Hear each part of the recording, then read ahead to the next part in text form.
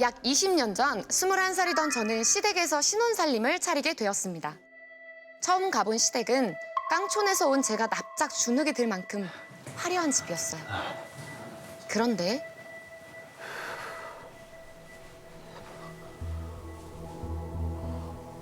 오빠, 어? 근데 집이 왜 이렇게 어두워? 엄마가 워낙 작은 것도 아끼셔서. 남편이 말끝을 흐리는데 엄마! 저는 너무 마음이 상했어요. 저를 반기지 않는 티를 이렇게 내신다고 생각했거든요. 실은 연애 때부터 집안끼리 격이 안 맞는다고 크게 반대를 하셨었는데 그러면 좀 그렇다. 덜컥 아이가 생겨 어쩔 수 없이 결혼을 승낙하셨거든요. 그렇게 시댁에 살면서 뵌 시어머니는 생각보다 더 엄청난 존재였습니다. 무역업으로 큰 돈을 버셨다고만 들었는데 막상 와보니 집안에서나 밖에서나 회장님으로 통하며 다들 어머님 말에 벌벌 떨었거든요. 그런 분위기 속에서 저를 탐탁지 않게 여기는 어머님이 무서웠지만 전 어떻게든 인정받기 위해 갖은 노력을 했습니다. 어머님, 다녀오셨어요? 피곤하시죠? 옷 젖으세요.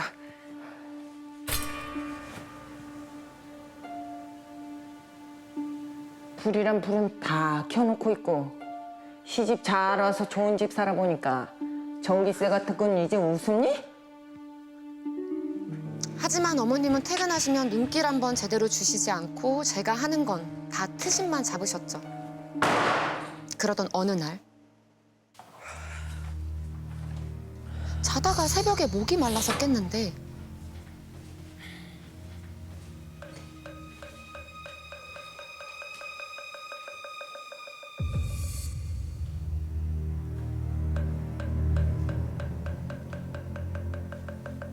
작은 방에서 목 닥치는 소리가 들리는 거예요.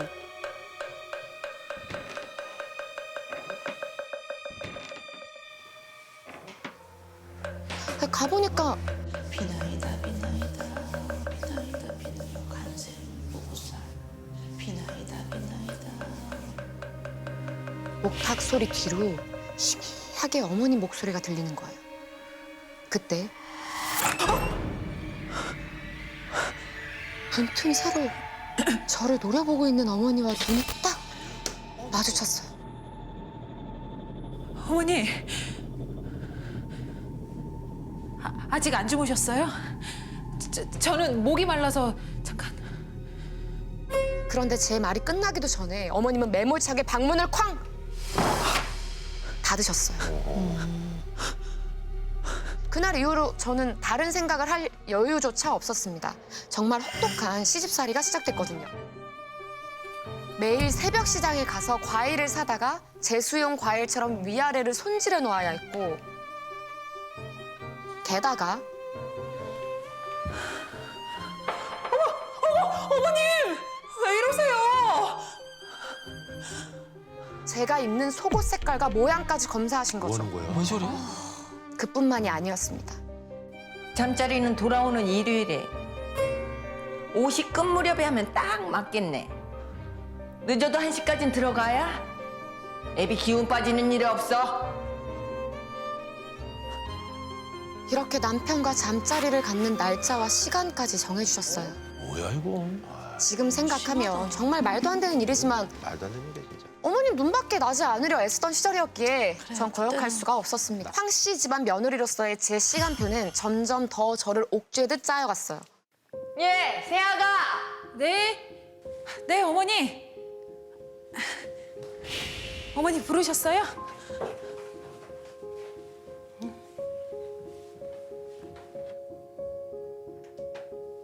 따라와. 목탁 소리가 나던 바로 그 방이었어요. 조심스럽게 들어가 보니까 거기엔 재단 같은 게 차려져 있었어요.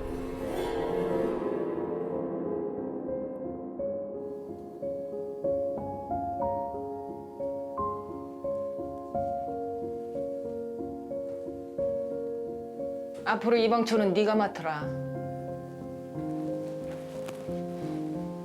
새벽 5시 기준으로 6시간마다 갈아놓고 다 우리 집안 살펴주시는 조상님들 모시는 거니까 정성으로 해.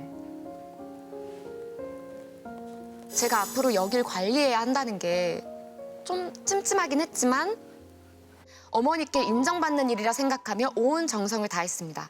그리고 곧 시집살이를 잊게 해주는 예쁜 첫 아이를 품에 안게 되었습니다. 엄마, 저희 왔어요. 어머니, 저희 왔어요. 아이고, 우리 장군님 오셨네. 아이고,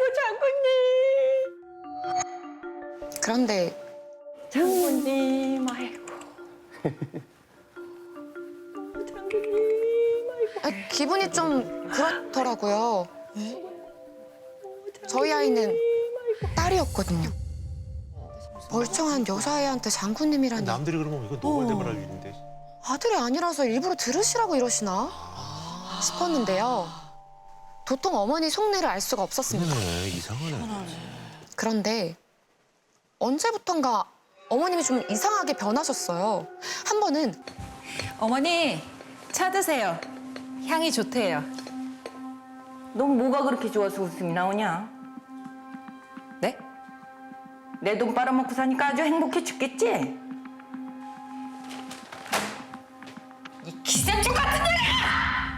갑자기 저를 잡아먹을 듯이 보시더니 막말을 퍼부으시는 거예요. 왜 이러는 거야? 아니 정말 시집살이에 이골이 난 저인데도 이렇게까지 말씀하신 적은 처음이라 너무 놀라서 갑자기 눈물이 이렇게 뚝뚝 떨어지더라고. 그런데 여보, 나왔어. 여보, 왜 그래? 무슨 일 있었어? 어? 어머, 얘 너 왜 우니? 갑자기 또 얼굴색을 바뀐 어머님은 왜 그래? 무슨 일이야? 오히려 우는 저를 이상하게 보시는 거예요. 정말 계속 이렇게 살다간 제가 제정신으로 못 살 것 같더라고요. 더는 하루도 이 집에서 살 수가 없었습니다. 결국 남편을 정말 어렵게 설득해서 무려 17년 만에 분가를 할 수가 있었어요. 그래도 있었다. 그런데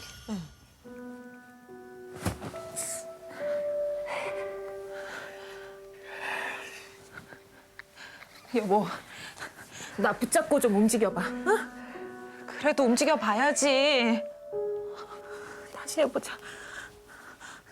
갑자기 남편이 팔다리에 힘을 못 쓰고 맨 누워만 있게 된 거예요.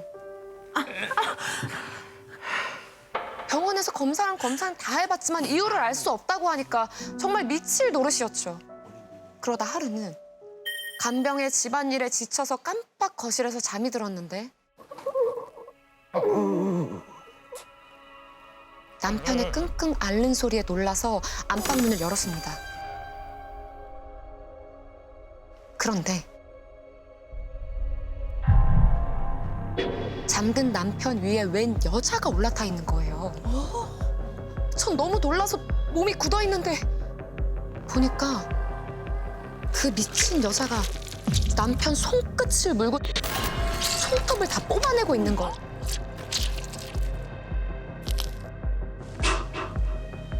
피로 물든 침대 위에는 그 살점이 붙은 손톱이 나뒹굴고 있었죠.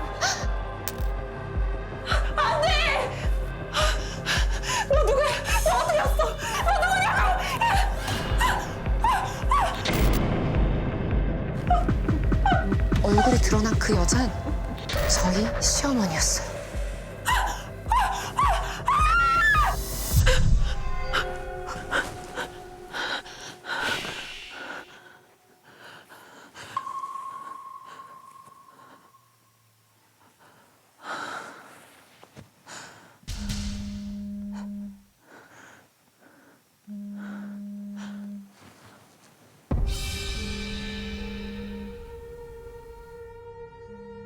시계를 보니까 새벽 3시. 이 시간에 왜 전화를 하셨지? 찝찝한 마음으로 전화를 받았는데 새벽 5시까지 너네 집 앞에 갈 테니까 나와 있어라. 유리 애비도 데리고. 그리고 어머님이 찍어준 주소로 차를 모는데 그렇게 겨우 도착한 곳은 넓은 공터였습니다. 아이고, 먼 길 오시느라 수고들 하셨어요.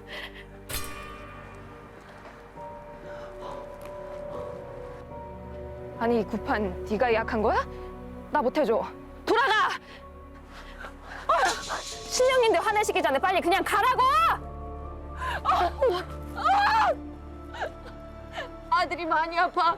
살려달라고 왔습니다. 한 번만 용서해 주시고 아들 위해 기도 부탁드립니다. 비나이다. 비나이다. 지 아들 명줄로 살아가는 주제에 뻔뻔하기는. 너 네 아들 이렇게 될 거 진짜 몰랐어? 다 알고도 너 살자고 그런 거잖아. 아니 저게 무슨 소리지?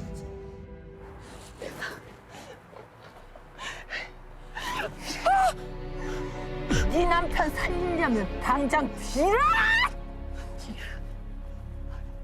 어떻게 된 건지 몰라도 일단 무릎 꿇고 싹싹 빌었죠. 지겹다 지겨워. 우여곡절 끝에 굿이 시작됐지만 무당은 굿을 하면서도 불쑥불쑥 화가 나는지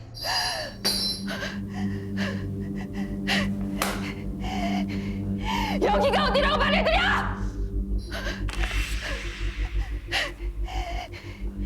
장군님이 분하고 슬프다고 하신다!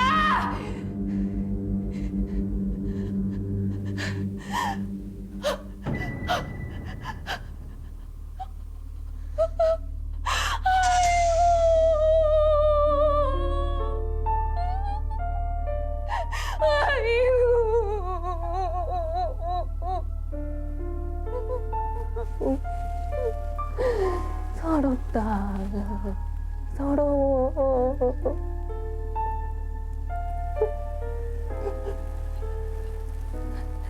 우리 황씨 가족에 계시지만 고생만 하는 우리 자손 가엾도다.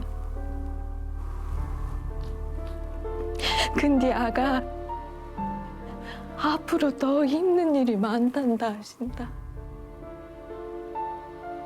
그래도 위에서는 우리 자손 도울 테니 힘내서 잘 살아가. 응? 이렇게 저를 꽉 안으며 토닥여 주시는데 순간 아, 내 조상님이 오신 거구나 싶었는데요. 얼마나 미운 짓만 했으면 이 집 조상신도 며느리만 잘 되라 하시네. 고생 많았다. 지난 10여 년간의 시집살이가 스쳐 지나가면서 서러움이 복받쳐 눈물이 그냥 줄줄 나더라고요. 그런데 굿을 마친 뒤에 무당이 들려준 충격적인 이야기에 전 눈물을 뚝 멈췄습니다. 이게 다 저희 어머님 때문이라고 이야기하는 거예요. 남편이 원인 없이 아픈 것도 그렇고 무속인이 되는 걸 거부하려고 더 큰 선신을 모시면서 신내림을 받지 않게 해달라고 빈다고 하시더라고요. 다 어머님이 신을 거부한 결전이라고 이렇게 이야기하더라고요. 어머님 하셔야 되는데. 어머. 야, 이렇게 하면 차라리 무속인 되시는 게 낫지 않나? 그러게 신당을 차리는 게 낫지 않나? 자, 하지만 그 굿을 하고도 남편은 얼마 안 되어 팔다리를 완전히 쓸 수 없게 되었어요. 그러자 결국 어머님은 환경이 더 나은 본인 집에서 아들을 돌보겠다며 남편을 데려갔어요. 그 뒤 저는 하는 수 없이 두 집 살림을 해야 했죠. 힘드네. 그런데 어느 날 시댁에 갔는데 대문 앞에 제 진가방이 나와 있더라고요.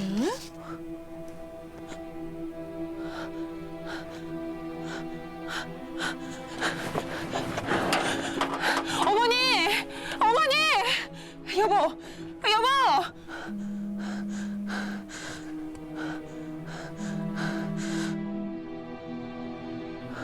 어머니!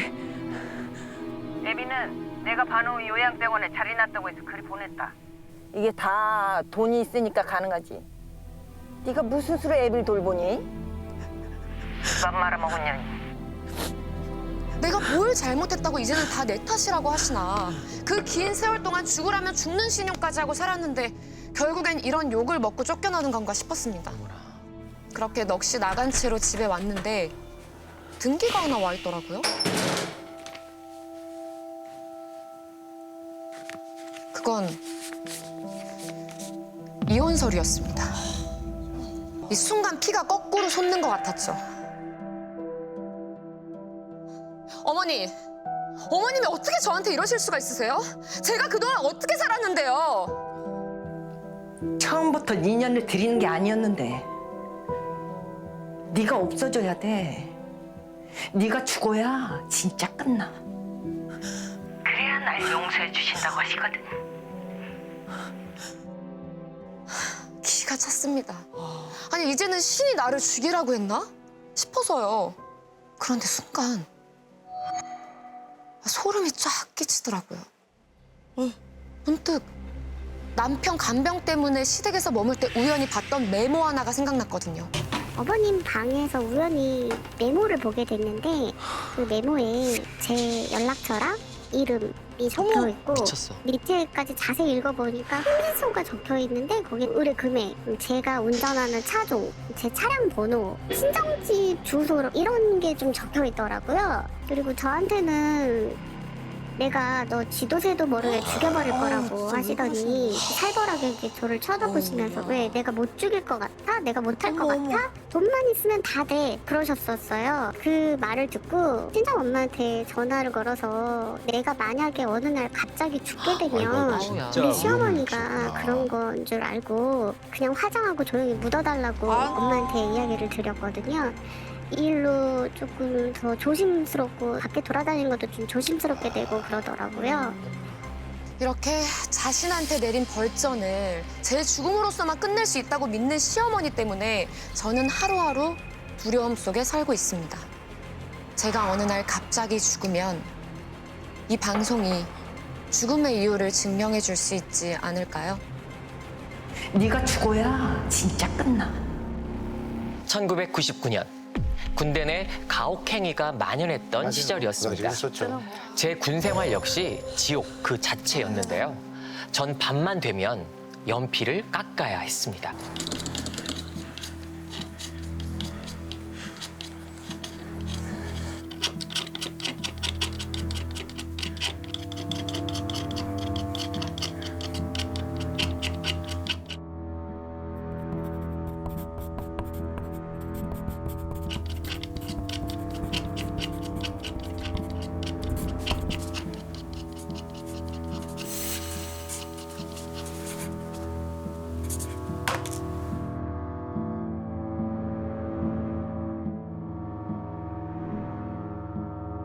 고참이 글을 쓰다 연필심이 부러지기라도 하면 이겨! 김영배! 야, 이 새끼야. 연필 하나 제대로 못 깎냐? 죄송합니다! 야, 이겨! 김영배! 나 똑바로 하라 했지? 죄송합니다! 야! 이겨! 김영배! 대가리 박아. 야스나! 빨리 안 말! 이겨! 김영배! 야, 말 같지가 않냐? 안다! 죄송합니다! 바로. 잘하자. 예, 알겠습니다! 신 같은 게. 죄송합니다. 뭘 쳐다봐! 죄송합니다. 그렇게 분풀이를 마치면 고참은 자리로 돌아가서 시를 썼습니다. 제가 깎은 연필로요. 제 고참 박동근 수경은 명문대 국문과 출신의 신춘문예를 준비 중이라고 하더라고요. 그러다 시상에 떠오르지 않을 때면 온갖 트집을 잡아 가혹행위를 하곤 했습니다. 똑바로 안 닦냐? 죄송합니다. 똑바로 닦겠습니다. 야, 이겨! 김영배! 너 이따 순찰 나갔다 복귀할 때 현대슈퍼에서 솔담배 한 갑 사. 잘못 들었습니다. 담배 사오라고! 솔담배로. 예, 알겠습니다! 저는 굳이 왜 담배를 현대슈퍼까지 가서 사오라고 하지 싶었어요. 파출소 근처에도 슈퍼는 있었거든요. 파니까. 그게 거기서만 파는 건가 싶었죠. 그런데 그날따라 낡아빠진 슈퍼 외관이 좀 스산하더라고요. 왠지 혼자 들어가기 꺼려졌지만 고참의 주먹이 더 무서웠던 전 마음을 다잡고 무조건 슈퍼에 가야지. 이제 들어갔습니다. 까려면 깐다고. 굳이 멀리 돌아서 바로 앞에 슈퍼 있는데.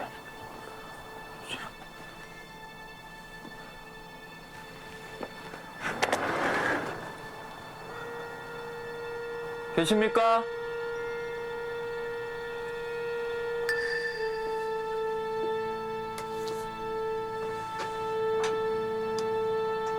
계세요?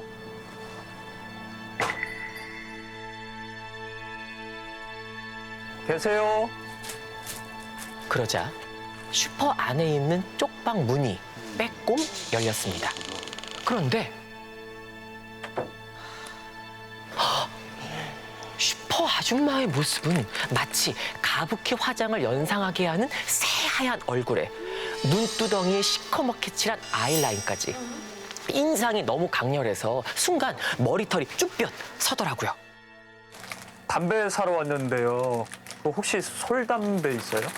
안 팔아. 네? 아니, 여기 솔담배 있는데. 안 팔아. 안 판다고. 아니, 담배. 안 팔아. 이 빌어먹을 새끼 안 썩 꺼져. 안 팔아. 왜 나가라고. 안 팔아. 안 팔아. 대뜸 욕을 내뱉더니 문을 쾅 닫는 거예요. 그렇게 막무가내로 쫓겨나 파출소로 발길을 돌렸는데 빈손으로 들어갔다가 또 밤새 두들겨 맞을 게 너무 두렵더라고요. 그래서 다시 슈퍼 안으로 또 갔어. 들어갔죠. 아주머니!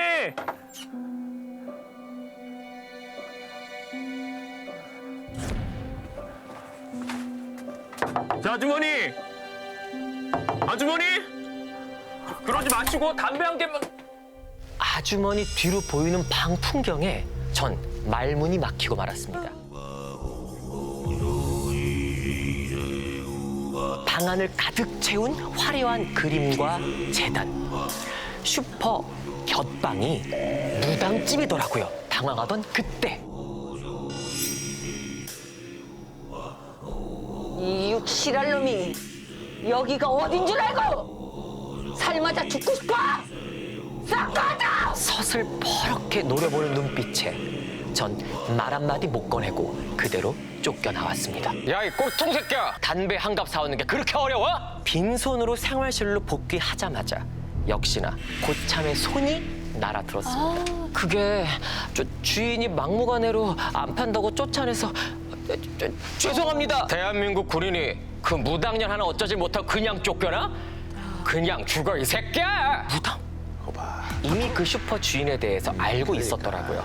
그렇게 저는 밤새 또 무자비한 구타를 당할 수밖에 없었죠. 그 고참이 솔담배 파는 곳을 알고 나서부터는 그 솔담배에 그렇게 집착을 하더라고요.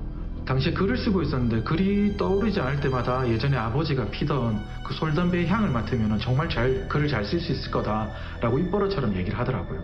하지만 슈퍼에 갈 때마다 그 주인은 그 담배를 팔지 않겠다고 소리를 지르고 욕을 하니까 그때마다 저한테 계속 심부름을 시킨 거죠. 그 솔담배를 어떻게든 구해오라고. 전 그 뒤로도 계속 솔담배를 사러 가서는 무당한테 욕먹고 빈손으로 와서는 고참한테 아이고. 매맞고 이런 일상이 반복됐습니다. 샌드위치 신세나 완전. 그렇게 하루가 다르게 피폐해지던 어느 날, 그날도 야간 도보순찰을 돌고 다시 현대 슈퍼로 향했습니다.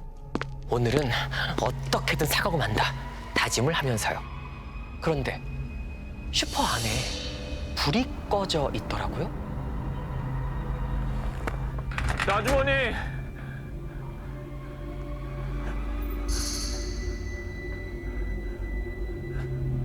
아주머니!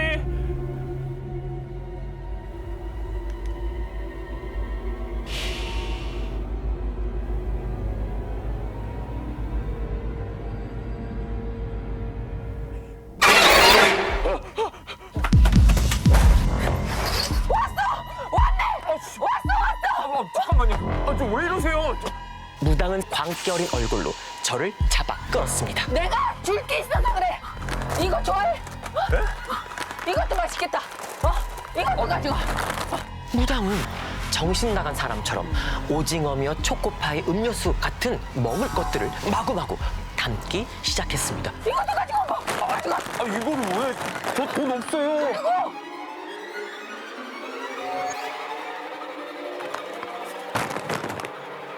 이것도 가지고. 턱하니 올려놓은 그건 솔담배 한 보루였습니다. 아니, 그렇게 사겠다고 할 때는 안 팔더니 그냥 준다고? 감사합니다. 좀 찝찝하긴 했지만 한편으론 드디어 솔담배를 구했다는 기쁨이 듣기만 이루 좋아. 말할 수 없이 듣기만 커서 좋아. 꾸벅 감사 인사를 하고 나왔습니다.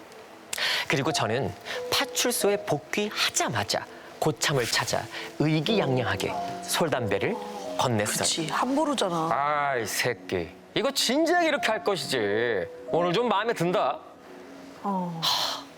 고참에게 처음으로 좋은 소리를 들었습니다. 며칠은 좀 잠잠하겠구나 싶었죠. 그런데 수 21, 13구역 현대슈퍼에서 사망자 발견. 신속히 출동 바라. 죽었다. 죽은 거야? 현대 슈퍼에는 무당 혼자 사는데? 누가 줘? 내가 방금 만나고 왔는데? 무전을 받고 곧바로 현대 슈퍼로 출동을 했죠.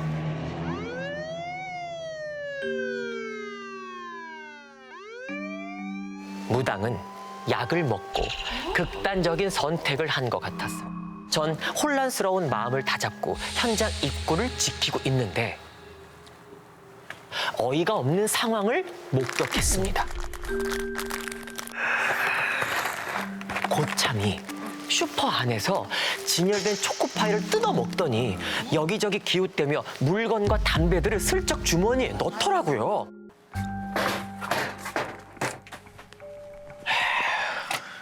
신 같은 게. 이럴 거면 진작에 주지. 씨. 야, 이경, 김영, 대. 너 하나 챙겨. 이 와중에 저러고 싶나 생각하던 그때 야, 밖에 의경 있지? 아무나 하나 들어와봐. 에. 야, 들어가. 예, 알겠습니다.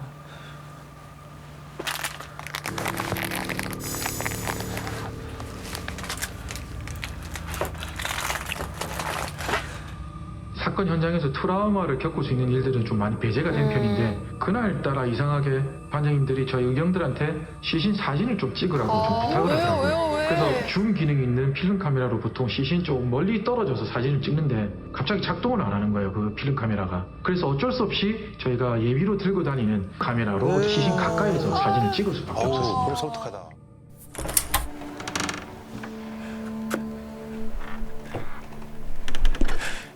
카메라를 챙겨 들어가려는 순간 전 그 자리에서 뻣뻣하게 굳고 말았습니다. 사지가 뒤틀린 무당과 눈이 마주쳤거든.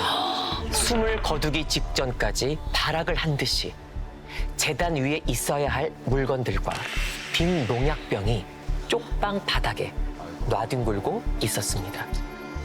그리고 그 한가운데 누워있는 무당은 핏발이 선 채 부릅뜬 그 두 눈이 얼마나 고통스러웠는지 보여주는 듯 했죠. 김영배! 김영배. 정신 안 차려? 죄송합니다. 사진 똑바로 찍어.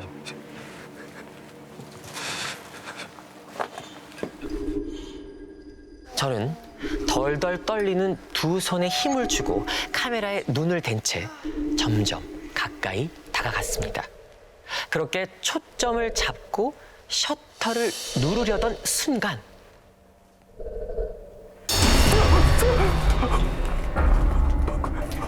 야! 왜 그래? 반장님. 아직 살아있는 것 같습니다. 저 방금 울 때가. 분명 방금 침을 삼키는 것처럼 울대가 움직였어요. 횡설수설하던 그때 울 때가. 야, 이 새끼야. 내일까지 짓고 자빠져 있을 거야? 죽으면 움직이게, 씨. 야, 그러더니 고참이 제 손에 있던 카메라를 낚아채 갔습니다. 아휴, 이년 죽어서 짜증나게 하네. 씨. 그리곤 대충 여기저기 사진을 찍기 시작했습니다. 반장님은 사망 직후에는 그런 경우도 있다곤 하셨지만 쉽사리 마음이 진정이 안 되더라고요. 여러모로 충격적이었던 그날 이후 전 조금은 숨통이 트이는 것 같았습니다. 고참이 나사가 하나 빠진 사람처럼 굴었거든요. 그렇게 좋아하던 시도 안 쓰고 때리지도 않고 어딘가 초조한 사람처럼 솔담배만 태워댔어요. 그러던 어느 날 새벽 근무를 끝내고 생활실로 들어갔는데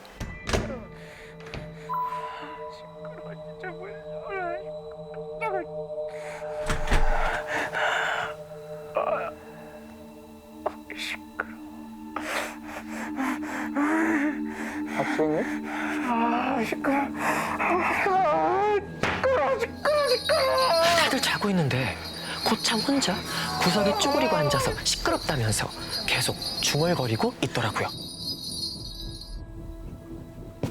박수현님, 괜찮으십니까? 동이 방울 소리 안 들려? 아이씨, 야 어떻게 왜 말하고 이 새끼들아! 박수현님 왜 그러십니까?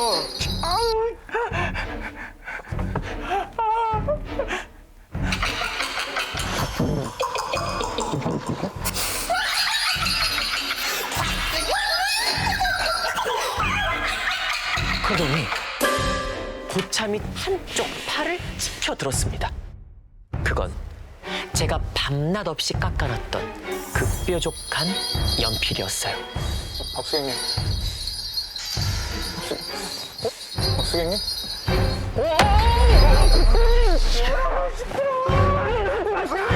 노라고 박수경이 제발 좀 멈추십시오!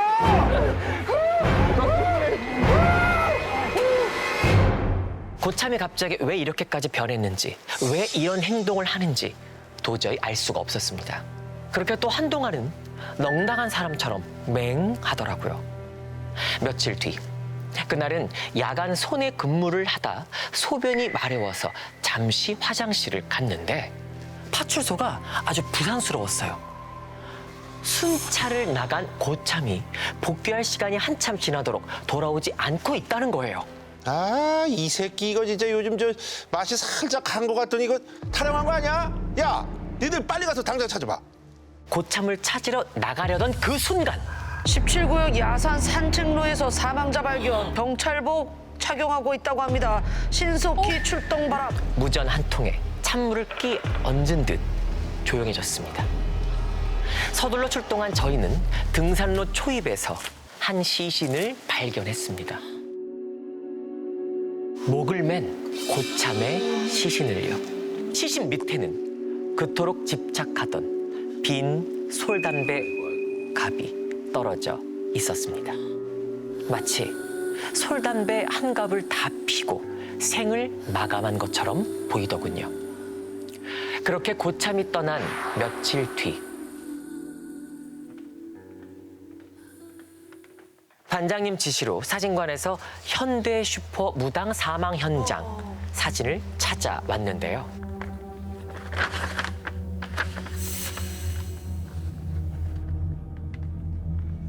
사진을 받아 들어보던 저는 너무 놀라서 그만 사진을 떨어뜨리고 말았습니다.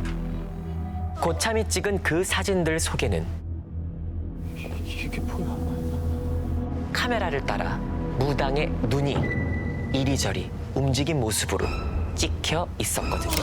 마치 카메라 뒤에 있는 고참을 노려보듯이요. 아, 그 현장된 사진을 보고 저뿐만 아니라 그 모든 직원들이 진짜 기겁을 했습니다. 사진마다 그 무당의 눈이 카메라를 보고 있더라고요. 마치 그 카메라를 따라서 눈이 돌아간 것처럼요. 뭐가 그래 사무쳤으면 이런 사진이 찍혔을까 그런 생각이 들더라고요. 사진 속 무당은 뭘 말하고 싶었던 걸까요? 혹시 고참의 죽음과 어떤 관계가 있는 걸까요? 여전히 제겐 두 사람의 죽음이 풀리지 않는 의문으로 남아 있습니다.